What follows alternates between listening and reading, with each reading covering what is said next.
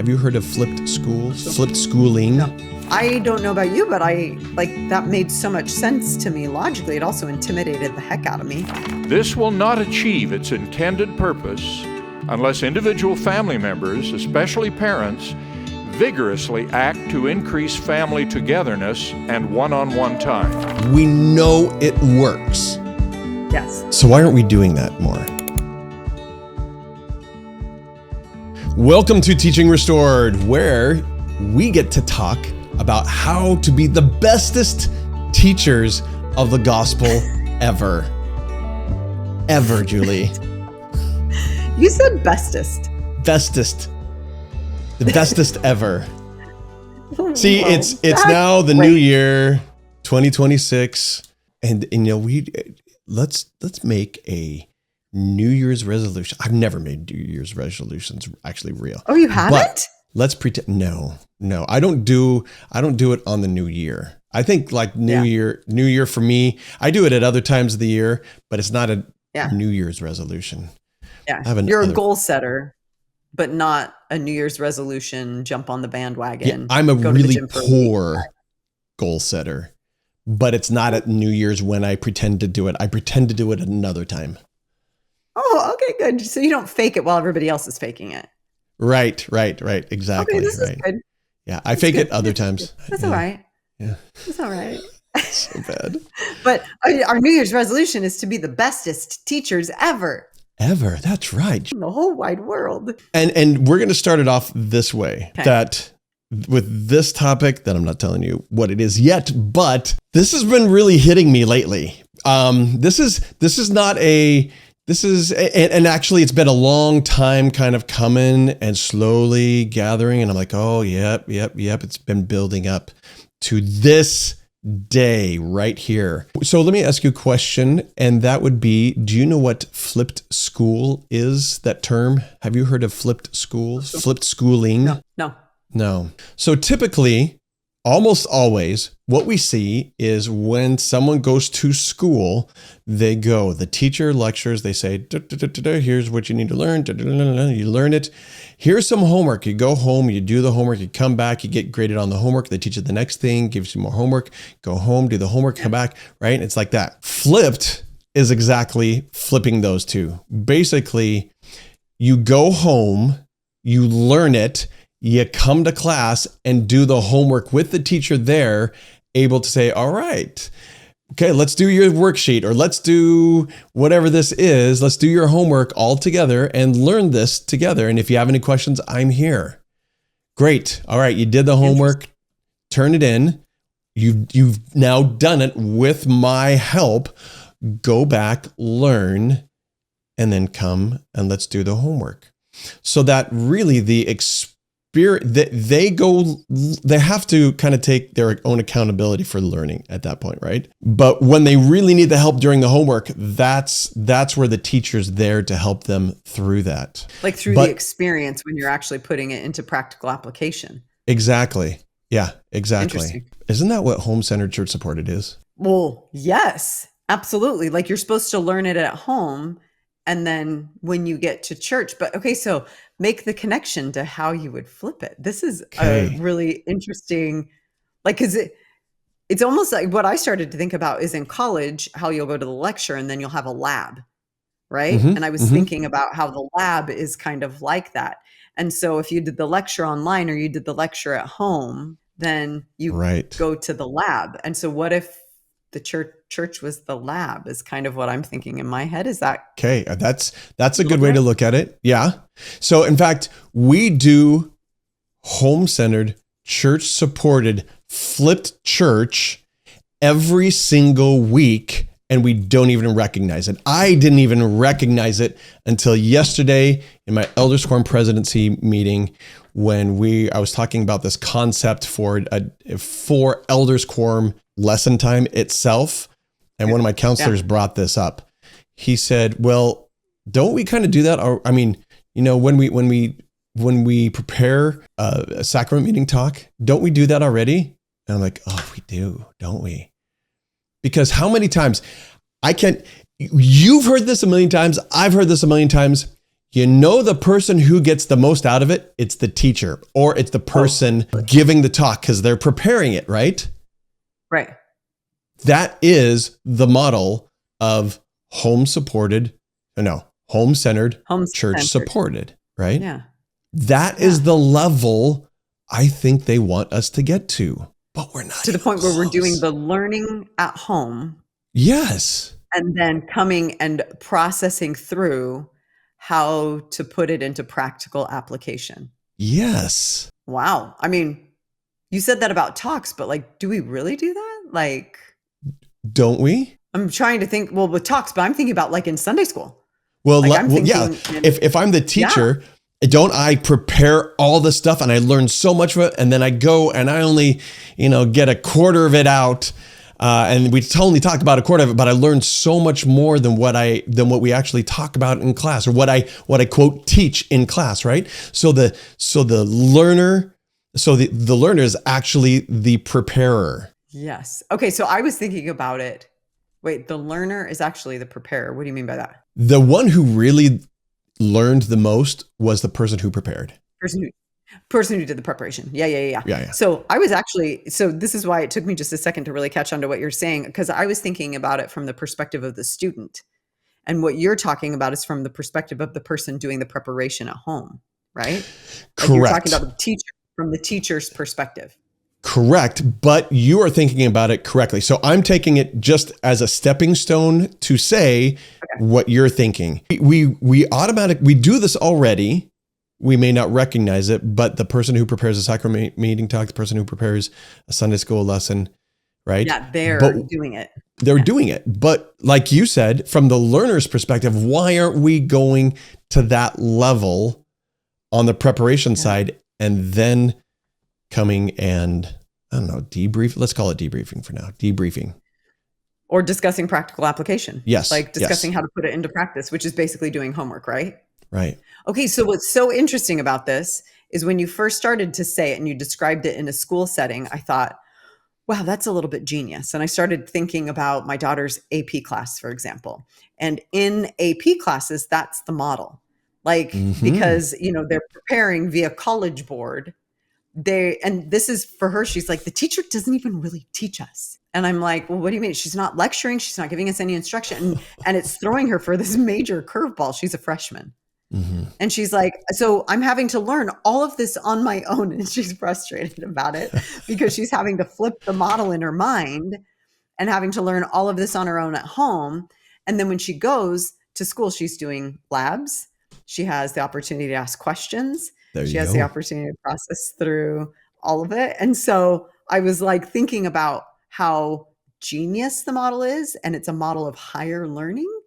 And so when you started saying, why don't we do it at church? I was kind of like, oh, you're onto something. But I hadn't made the connection that in some ways we already do it. Right. And that's the connection that I got yesterday in our presidency meeting, was that this is already happening. But what if we as learners prepared that much? So first off, we know it works, right? We know that this flipped model works already because we experience it ourselves whenever we give a talk or whenever we prepare a lesson. We know it works. Yes. So why aren't we doing that more? Well, so here's the thing though. Not only do we know it works, when this flip happened, like church-wide to home-centered church supported, I don't know about you, but that made so much sense to me logically. It also intimidated the heck out of me because all of a sudden more of the onus was literally on me. I don't even think I realized just how much I relied on church for the instruction of the kids, right? Like how much of that was actually happening.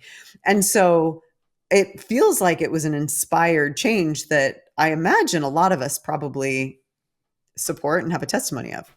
Right. And so there has to be some inspiration going into that, which has to mean there has to be, I imagine it's pretty research-based. I imagine it's pretty. So are we doing it right if we aren't going all the way to the end of the road? Meaning not just in the ways that are kind of naturally happening, but like if we aren't treating our classes that way, are we doing it right? Is that kind of what you're getting at? Okay, I want to show you a clip. And a video clip? A video clip. And And in watching the video clip, take it from this point of view, but we're going to watch Elder Oaks in one of his famous talks here. This talk was given 10 years ago.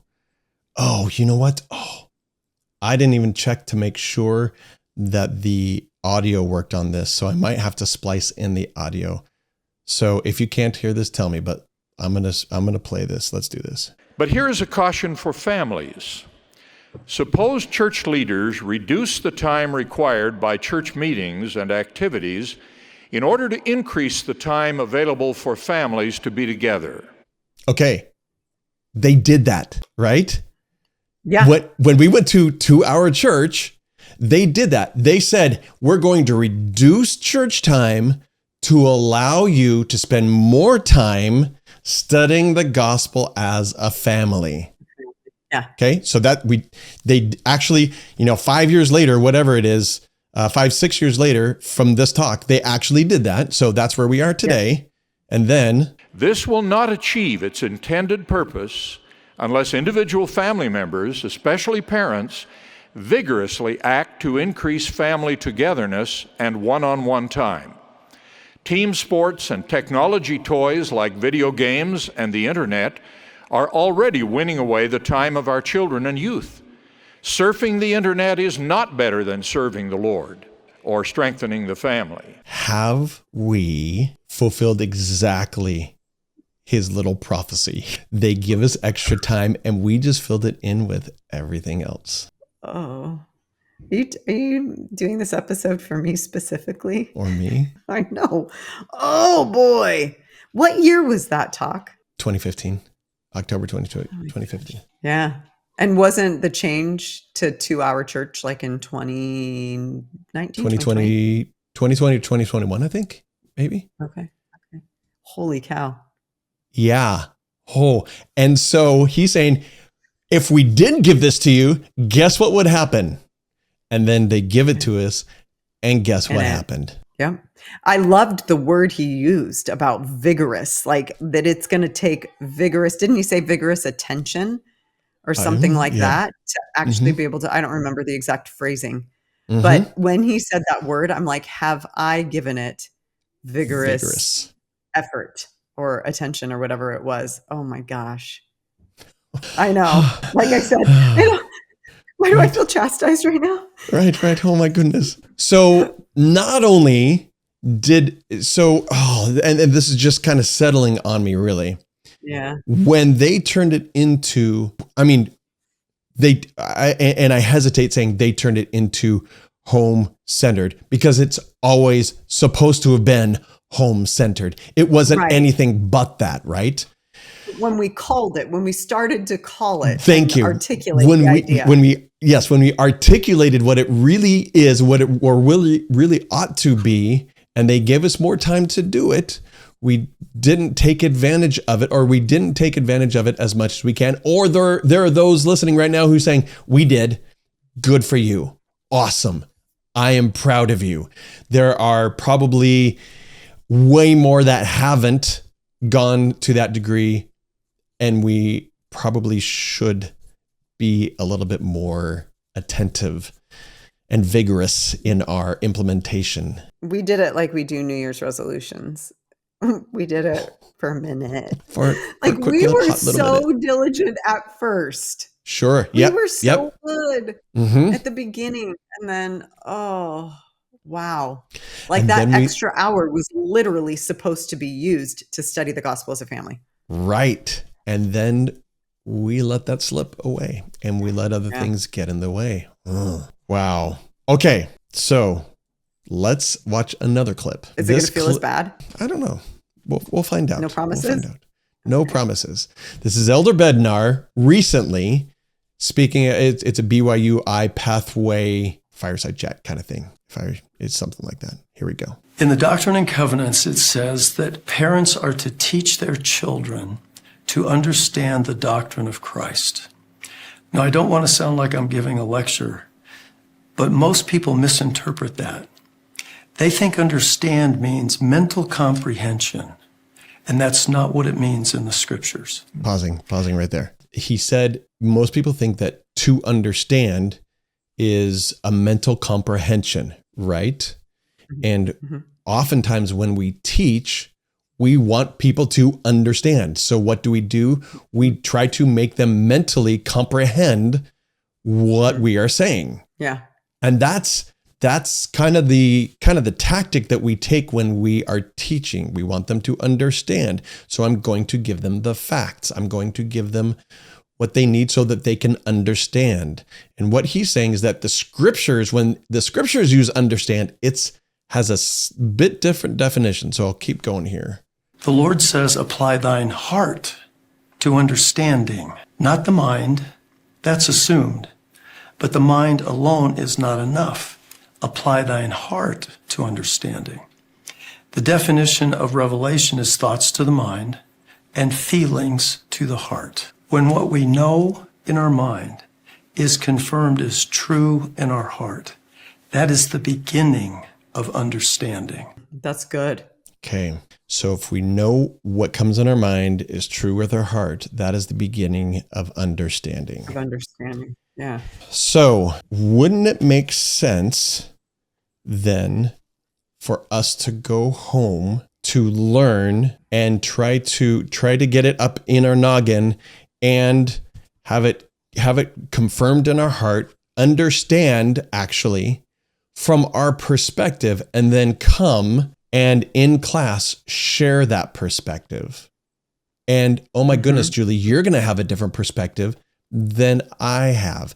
And you're going to have different revelation and a different understanding than I have. And I'm going to understand and be uplifted and stretch the boundaries of my soul by what you have said as well. Okay, I'm going to stop there. I want your thoughts. So in my mind, I'm like, because I love that definition of understanding. And that's the level that we want people to get to. And I'm thinking in my mind of all of, I'm thinking in my mind about the difference between the two.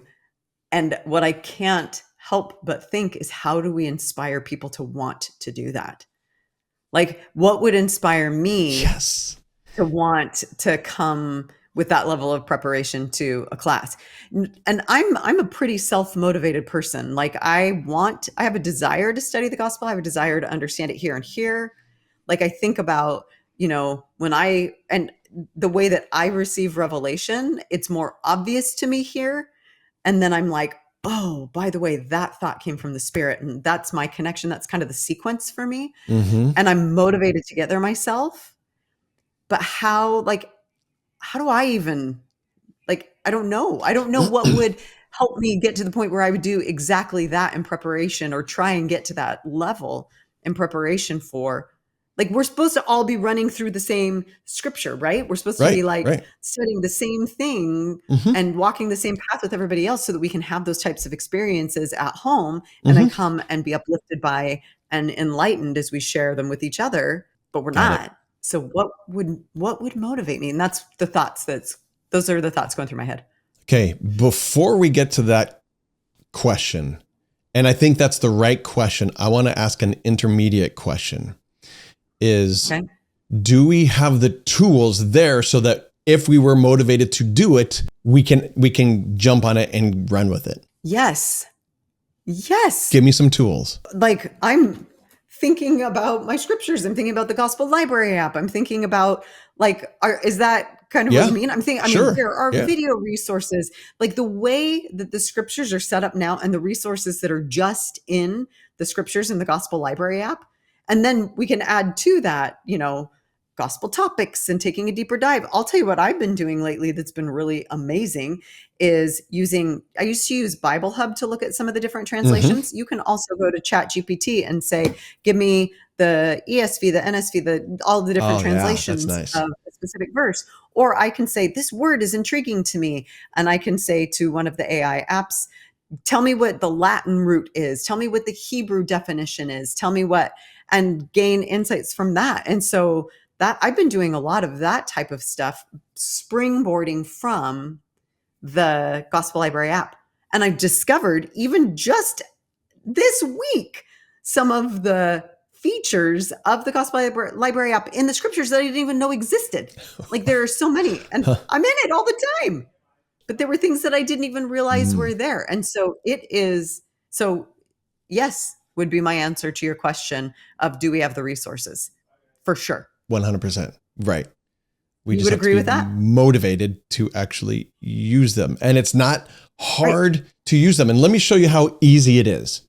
I mean, like stupid easy. Yes. The leaders of our church have made this really, really easy to be a flipped church experience, a home-centered, church-supported experience, and we're ignoring it. Are you ready for this? Okay. Come follow me for the Doctrine and Covenants sections where Joseph and Hiram are martyred. Okay. Yes. So 135. Yes, I believe so. But I'm looking in Come Follow Me chapter. Oh, okay. Right? So go to Come Follow Me. Come Follow Hold on, Me. I'm getting there. Yep. And the Come chapter Follow Me. in Come Follow Me for that. Okay. If you scroll So- down to where it says Joseph Smith was a prophet and witness of Jesus Christ. Okay. Hold on one second. Okay. Yep. Got it. Okay. Scroll down about halfway. And this is what it says. And think, and as I read this, think about the impact that this would have if we actually did this individually and in our families. It says, consider how you would complete a sentence like this one. Because of what the Lord did through Joseph Smith, I ... Just stop, if we were to stop right there. If we were to actually stop and say, okay, you know what? I'm going to take that sentence and actually do it. Yeah. And I'm going to write out, because of what the Lord did through Joseph Smith, and then start coming up with ideas. Oh, right. Wow. Yeah. I hadn't thought of that one too. Wow. That's wow. There's a lot here, but right. And then it says, you might also record and share your testimony of the prophet Joseph Smith with others. Well, what if we actually did that? What if, right? Duh. Right. What if we said, hey, family, for family home evening, we're just going to do that. We're going to express our feelings about Joseph Smith and how thankful we are for him, and talk about, because the Lord did this through Joseph Smith, what is there that we received, right? Yeah, etc. Yeah.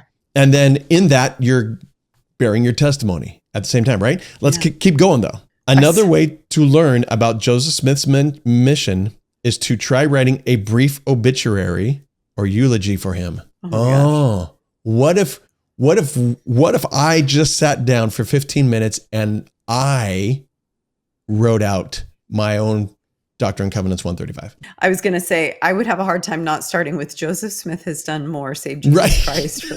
Like that would be in my head. That's immediately, because that's like the most beautiful eulogy. But yeah, like finding your own words to do that. What would you say to build faith in Christ and his restored gospel, which is the purpose really in the end of that eulogy? It's not only to be something for him, but it's also to turn people to Jesus Christ, right?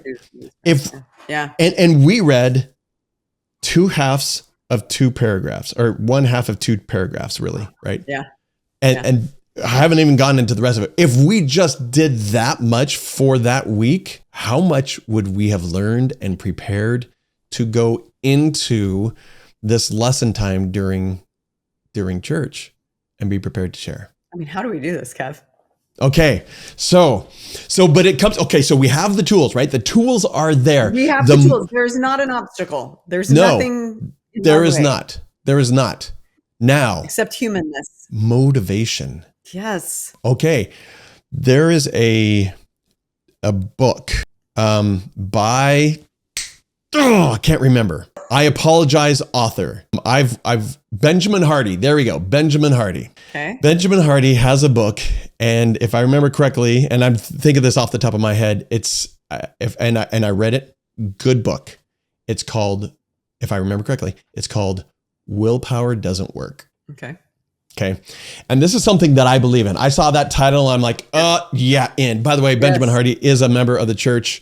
This is not a church book, however. Sure. but it's a more, I think, more of a life business type book. But basically what he says is, if the systems work against you, you're not going to change. If what you have built up around you doesn't change, then you're going to be in the same thing. So the way I look at it is, if we're at the beach and the kids, and even these big kids, we can take our finger and or dig out a little bit of a trench and make it wind like that, right? And if we put water in it, we can watch the water go down this trench to the ocean, right? Is it going to go anywhere else? No, it will follow that trench, period. Which is our habits, which is the systems in our families, which is yeah. And our schedules and everything else. However, hearkening back like that, hearkening you just back. use hearken in normal talk. Good job. Thank you. Awesome. Yeah. Hearkening back to the episode on lecturing that you did. Yeah. Right. If we set up the classroom so that we are lecturing, what will they go home and do? Probably the same thing that they've always been doing, because when they come, they expect to be fed one way. Lecture, right? Okay, yeah, it's just going to happen. And so why go home and really study and get to this level when we're just going to go to church and learn it anyways? So are you hinting at setting things up in our classrooms such that we create accountability so that they're motivated to go change the systems at home to meet the expectation? One of the solutions when we talked about lecture and how not to lecture, one of the solutions I gave was to blow it up. Yeah. You just don't do it anymore. You don't do it because if they came, in this context, if they came, it wouldn't work. What they're normally doing wouldn't work. So they have to go back home and do something different. Yeah. Right. In order to be able to even participate, right? Correct. Yeah. Now, what does that look like? Oh my goodness. I don't know. I really don't. Although I will give you one example of this that we're doing, and this has been, and I've talked about this a little bit in other episodes. It is a work in progress. It's an iterative process that we're going through in our elders quorum. I talked about how we split up. Now I want to give you the current model that we're using right now. And it's changed we've been presidency for 1 year, and we've changed this. And this is just one example. I'm not saying people should go do this.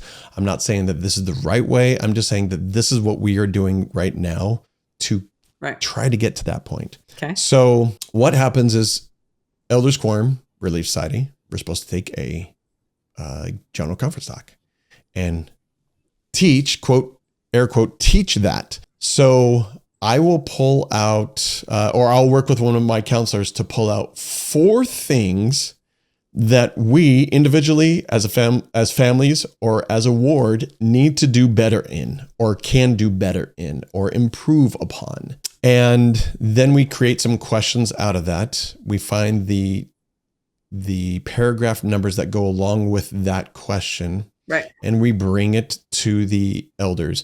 And I send this out to them and I say, hey, will you please read this and think about these 4 questions?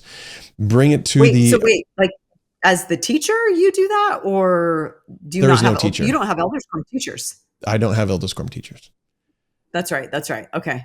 I've released them. So yeah. Okay. So that's important to note, because this is not what, like, you would have the teacher do this. Like if people were in a more traditional setting and had elders quorum teachers, this is kind of what you're suggesting be done by keep going. And in a way, I'm blowing this up, right? This is not traditional at all. Right. So that makes sense. And so I have these 4 topics, and then I will get 4 people to lead a discussion. One on each topic. And they are just regular members of the quorum. They're not called, set apart to be teachers, because they're not teaching. That is not their role, is to teach. No. And I say, okay, listen, I want you to be the discussion head for this. However, what you're doing is actually, I want you to counsel. I want you to counsel together. Here's the conundrum, the problem, the issue, backed up by general conference paragraph in this talk. There you go. And then I want you to discuss how we as individuals, as an elders quorum, as ward, as families can do better. That is the counsel. Now, and I framed it to be a counsel. Now, I'm going to throw in a couple of things here. According to the handbook, you're supposed to take the first few minutes and counsel together. And I just said, you know what? We're just going to counsel the whole entire time. Yeah. That's all we're going to do. We're not going to have a lesson. We are using the basis of a general conference talk, but we're going to counsel together. Because you know what? I suddenly realized we have these spiritual giants in our midst, in our quorum here, in the elders quorum there. And when we teach and talk at them, their engines turn off and they're just, that's nice. Oh, okay. And we are wasting that potential energy. Why not get their engines revving, their spiritual engines revving, and use every single one of them and say, we've got this issue. Let's go figure out how to solve this. And they're in problem solving mode, which is what guys like to do anyways, right? We like to solve problems. Good. Let's counsel together to figure that out. And so at the very beginning, we've got a couple announcements, a couple things that we do.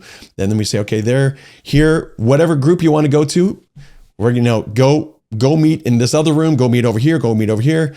And we break out. And then 15 minutes before you come back and the person who was asked to lead it comes back and says, here's our solution. That solution can be, I think that we need to have a talk and sacrament meeting on this topic.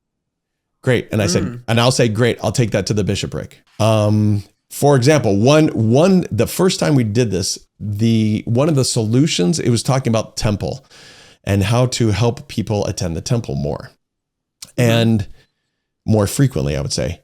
And the solution was the problem was that they came up with and narrowed it down to was that there are a lot of people in our ward who don't go to the temple as often because they don't have a ride. It takes 45 minutes for us to get to the temple right now, at least, maybe more, really, if there is no traffic.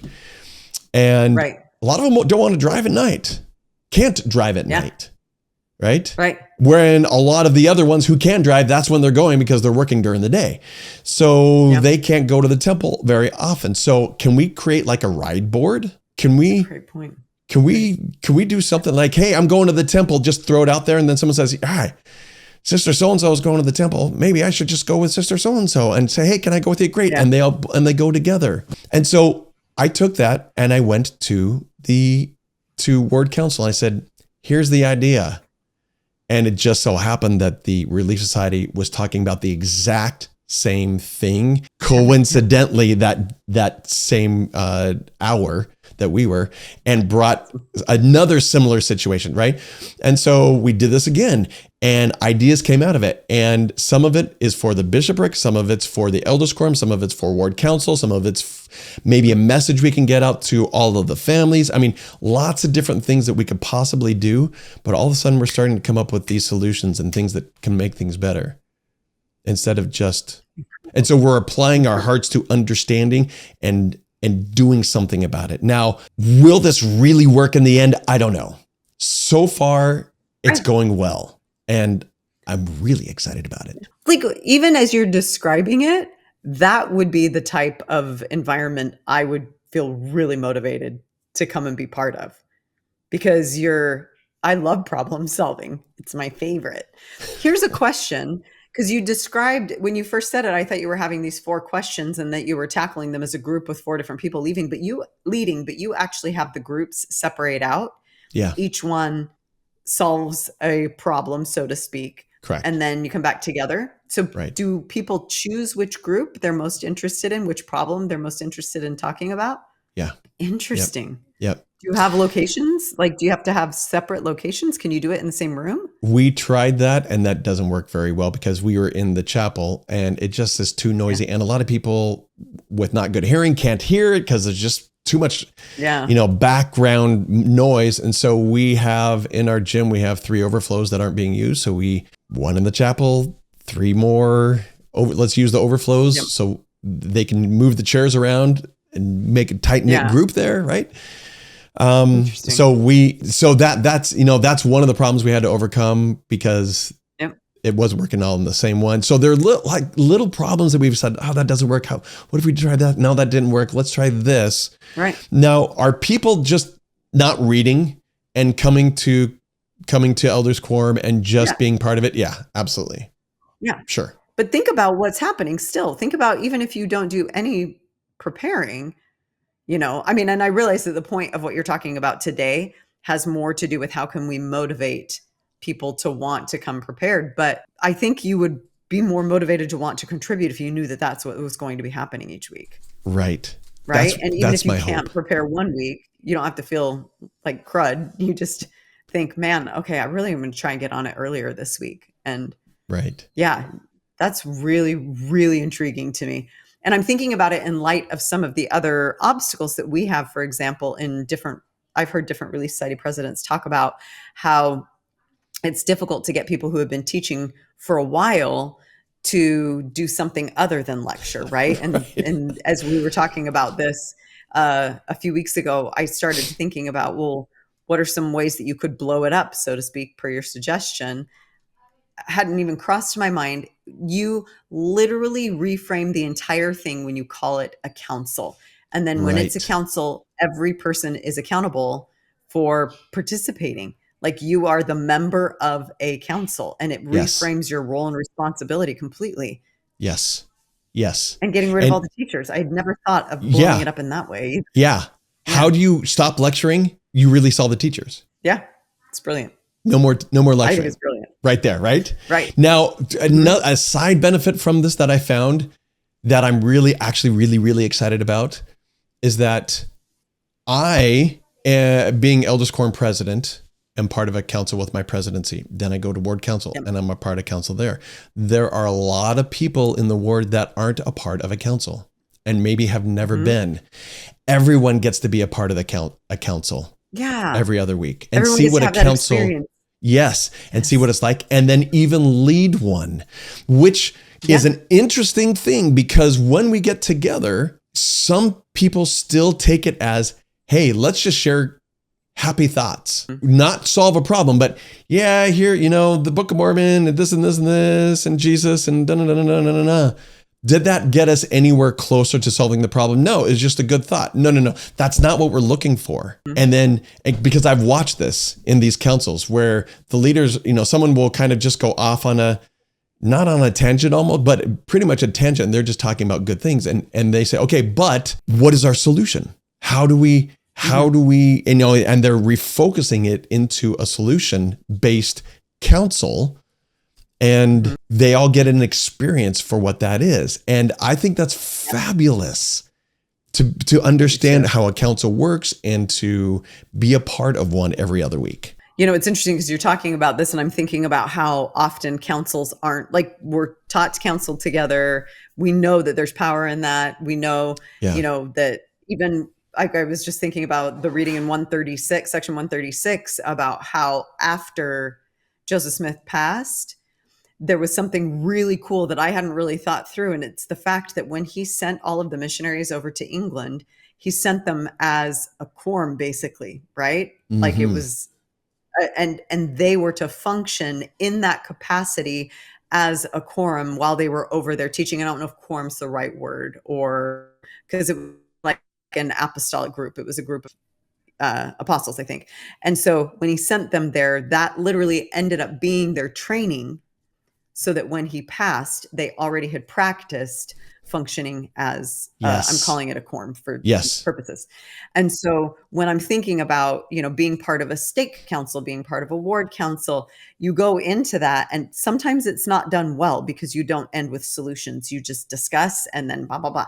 But part of the training is to learn how to be a good counselor, how to be a person who participates actively, but also a driver who gets to solutions instead of letting it just be fluffy talk. And so you Exactly. get opportunities to practice when you set it up that way, and talk Yeah. about flipping it, because if the laboratory is the counsel, right? Yes. That's when you're practicing it. If you know what the question is coming in and you're studying it out in your mind, and you're even, like if people come in prepared to counsel on that subject, do you send it out beforehand and say, here are the I 4 do. things we're Yep. going to tackle? Oh my gosh. Mhm. My brain is exploding. This is so good. And so what you just said is one of the highlights of this, I'll say, model, if you want to even go way of doing it. Yeah, I think call it a model. I love it. the model, because I'm not going to be in my calling forever, and there will be other counselors to elders quorum or other people released, and then they're in the council, and they will know how a council is run, and they will have been a part of it. They'll have experience doing it already, not just coming in going, how does I'm kind of uncomfortable with this. No, they're comfortable with it. They get it, and they could even run one themselves. Yeah. Oh, I love it. I love it. And even if not everybody does it well, if everybody can have the opportunity, and then there's an opportunity for mentorship, and can you not see this being so cool with the youth? I know, exactly. Oh my gosh. Yes, 100%. I love this idea. Yes. Like, and how would you do that in young women's and young? Well, because here's something that's so interesting. Okay, let me throw this out real quickly. Sorry. Yeah, go. The youth, especially because the youth have gone through seminary on the same topic. They've done it in their families. They've done it in their personal, and now they're going to go do it again on Sunday and just hear the same things over and over. That's a complaint I've heard. We just talked about the exact same things we talked about all week. Well, let's use it. Let's blow it up so that we can use it. Let's go to our lab that goes with the lecture. Like, let's go. Yes. Okay. So as you're even describing this, I'm thinking a little bit about, because, I have kids that are teenagers. I have kids that have gone through this. I almost called it the system, and it's not that. I don't mean to call it that, but have had that experience. And I'm thinking about, like, in young women's, one of the things that we're told to do, and that the church has kind of put into practice, is having the youth teach. Well, what if we were to reframe that even and say, have the youth lead a council? Because I feel like I've heard parents complain, oh my gosh, I have this seminary teacher and they're trying to have the kids teach once a week, and my kid doesn't have time for that, and it just feels like another burden, and why are they even doing this? I don't feel like they're learning anything from it. And it's interesting, because I'm like, I see the importance of it. I can see it being a good thing. But like, even when my daughter has to prepare a devotional, we're kind of going, oh shoot, let's scramble, let's put it together. Versus if you were to say, hey, here's a problem to solve. Is that a problem that you guys face? See if the youth even identify it. In fact, make the youth come up with, what are the problems that you see? And then say, okay, next week, we're going to talk about those problems, as we're going to counsel together. Who wants to lead that discussion? Who wants to, lead the council? Everybody's going to have a turn, and get some buy-in. I mean, could you even do, oh my gosh, I can think of all these ways to systematize that, so that the kids, it wouldn't be extra. No, it would just be engagement.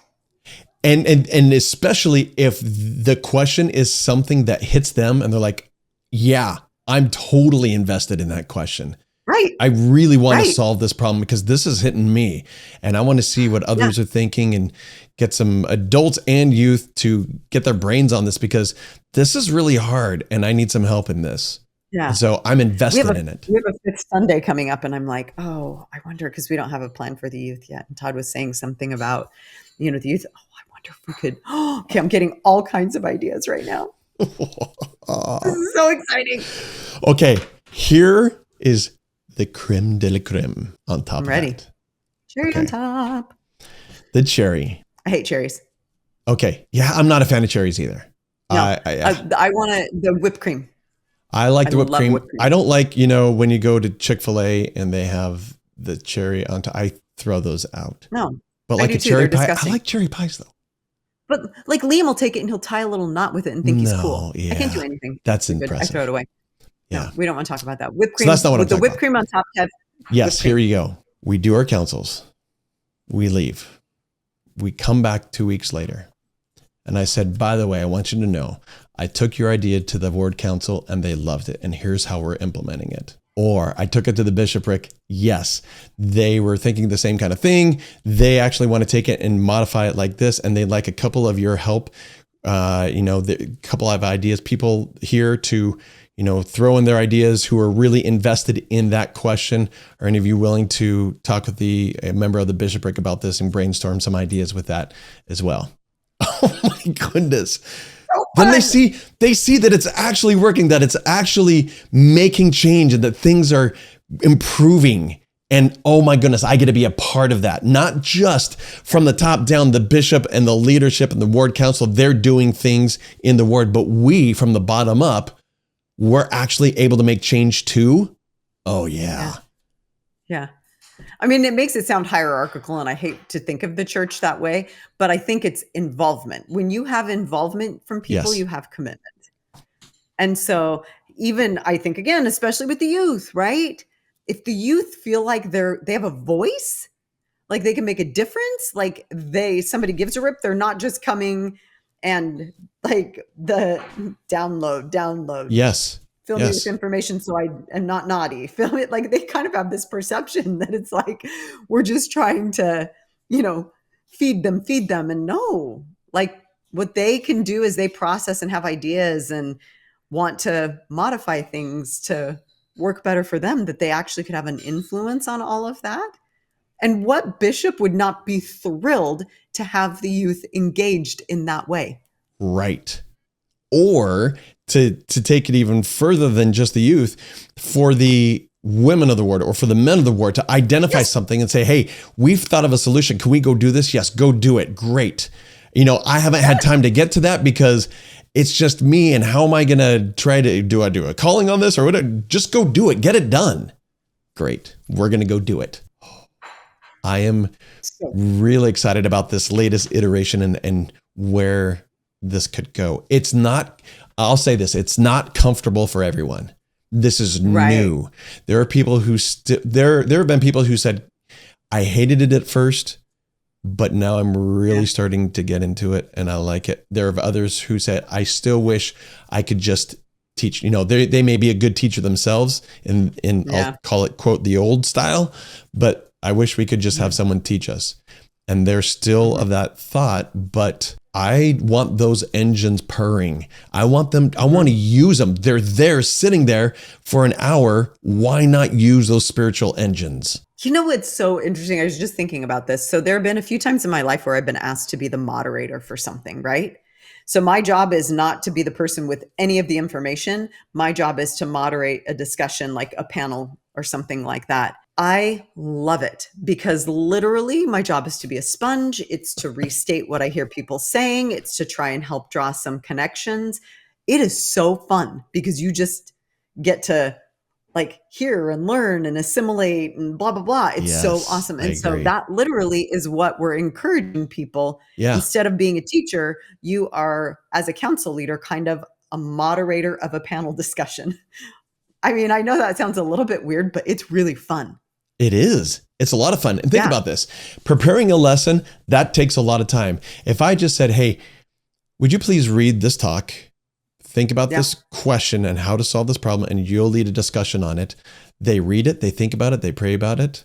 That is their preparation. Yeah. It's not like it's going to take forever to do. Yeah. But guess what? Understanding. Here, I'm pointing to my head. Here, I'm pointing to my heart. Because you're thinking about a problem to be solved, not just information to be learned. Exactly. It takes it to a functional level where you can act on it. The lab. I love that you brought that up. The lab. Make that the lab. Yeah. Okay, let me see what other notes I have. Okay, going back to the home. Back to the home. What does our home look like if it were more truly home-centered in that way, that we were doing the learning at home and then going to the lab at church? This is the part that makes me feel bad. Sorry to bring that up again. I know. I enjoyed the other part, but now this is the part that makes me feel bad. But so, because I'm trying. Yeah, that part of church though is how we can help structure it so that it is home-centered more, right? The people are That motivated. I know. at least one way that we can. I'm not saying the way, but a way. And so Okay, really, yeah. So here's the thing. Like, I feel like I've tried strategy after strategy after strategy, and they all keep falling flat on their face. But one of the things that I've never really done that you're almost bringing up here is discussed problems with my children, which I know sounds a little bit weird, but like the preparation that you're talking about that you do, where you go through the talk or you go through the reading of, like, let's say you're doing this for Come Follow Me, you could do the same thing where you go through the sections. Sure could. And you're like, is there a problem that that comes up that I could see an application connection to? And then maybe talk to my kids just in a natural way about the problems, and then use the scriptures as a way to kind of support it, but literally lead with the problem so that they're engaged and interested. One of the great things about questions is that it's hard to get rid of a question that you can't answer. Right. And it's hard to not answer a question. And it's even harder to get rid of the thought about a question that you can't answer. Right. Both and things. So if we kind of prepare ourselves for the week for Come Follow Me in families with children, with teens, and then gave them the question and said, as you study this week, here's the problem that we can take a look at and try to solve. Yeah. Give it to them, and then maybe later on come back to it again during dinner, right? Have you guys thought about this? Right. As you've been It'll look reading? Different with younger kids for sure. Yep. I realize that's not but that's an interesting way. I'm being selfish right now because I'm exploring up like things in my brain that would work for teenagers, because that's our phase, That's it. That's an interesting thought. I like it. But what if we're single? Yeah. Right. Right. Maybe Just we take the same. Problems. Yeah. Maybe we say do the same thing. What kind of problems does this come up, and what kind of solutions can I come up with? How can I? Yeah.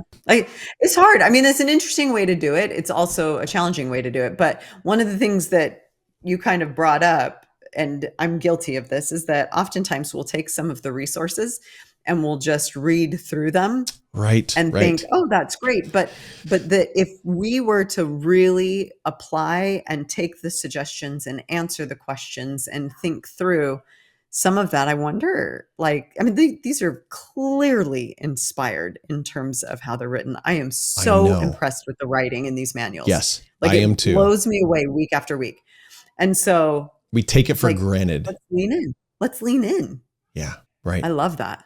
How, and I think it's as simple as going into and just taking it bit by bit and say, create a eulogy. Okay. Everyone, let's take 15 minutes and write this out. And that could be, and it's there. It is just literally right there in front of us. And we're not using it. We take it for granted, like you said. Right. So my invitation to everyone then is to, like you said, I guess, lean in. Make this, okay, there are two things. Let's make this truly home-centered. Home-centered. Right? Truly home-centered, not just by word and by phrase and by, that's a good idea, it's home-centered. No, seriously, flip church, make it home-centered. And then if you're a teacher, create the conditions under which the home-centered has to happen. And I don't know what way that's going to be for each teacher. Pray about it, think about it. What can I do to flip my class, flip my teaching, flip my discussion, my counsel, whatever, so that it truly is home-centered. And we just come and do a lab and we support it. Oh, man. There's a lot to think about from this one, in my opinion. Well, there you go. There's for the next week. Thanks. You can think about it. I'm buried. I'm buried. I got lots to think about. Me too. Woo. Me too. Okay. Thank you, Julie. Oh, it's been good. It's been good to verbalize this and get this out. And I can take a nap in your now. Brain. Good. You're probably exhausted. I am taking a nap. Thanks everyone for listening. We'll see you next time. Bye. Thanks. Thank you for joining us for this episode on Teaching Restored. Now, us here, the team at Teaching Restored, we are here and it's our goal to help gospel teachers become more consecrated, more converted, more effective when teaching the restored gospel of Jesus Christ. Our vision is to have this mass army of excellent teachers who go out and teach, whether it's a calling to teach or whether it's being a parent or whether it's a missionary or you're just a friend to someone. Really, in the end, we're all teachers, aren't we?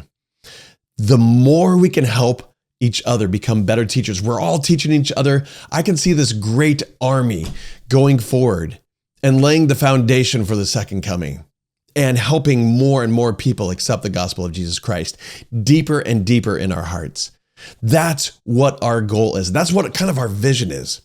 You can help us with that vision by doing one of four things, or maybe even all four of these things. Number one, if you would, please share. Share the podcast, share the accounts, share an episode, an individual episode with another teacher, another parent, a missionary, someone learning the gospel and really wanting to try to learn, okay, how am I going to teach this to others? Share it with them. While you're there, please like, share, and subscribe as well. That helps bring up on social media and in other places for others to see. And then leave a comment. Tell us your experience. We'd love to hear your experiences and rate the show. If you're on a podcast, rate it and say, great, we love this. Or, Kevin, you could, you have a little bit of ways to go. And we all know that. We can all improve, can't we? And then, of course, join us on social media, whether it's Instagram, Facebook, TikTok, X, YouTube, any of those. Join us there and watch our shorter snippets of content that we have going out. Thanks so much for joining us. We have loved this ride and we are excited to continue to do this even more, but we can't do this without you. If you would, please join us in doing these things. Thanks so much, and we'll see you next time.